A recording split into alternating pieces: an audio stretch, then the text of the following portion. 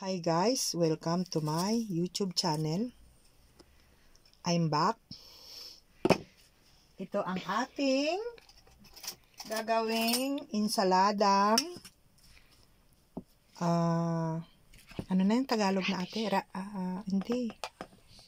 Insaladang radish sa English, pero sa Tagalog ay ano na to? Nakalimutan ko na. Ano ba yan? So guys, ganito niwahiwa namin ng pino, yung at linagyan na namin ng sibuyas at kamatis. So madali lang gawin itong labanos pala guys. Insaladang labanos.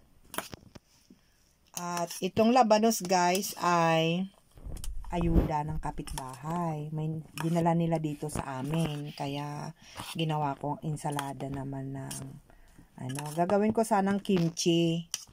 Pero sabi ko, mas marami kasing mahirap kasing ingredients ng kimchi eh. Mas mahirap gawin at madali lang.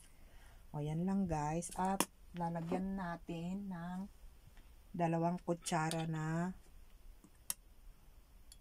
sukang Ilocos.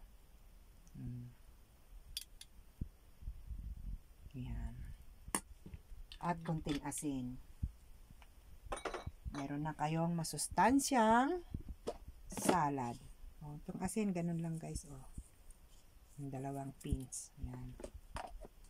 Pero kanina kasi, dinagyan ko ng asin yung radish bago ko pigain. Kailangan pigain nyo dahil lasa siyang mapait. Kaya ito, hindi na siya mapait dahil napiga na. So, ready to eat na guys. Thank you for watching again. Please subscribe and like and share if you like it. Thank you. Bye-bye.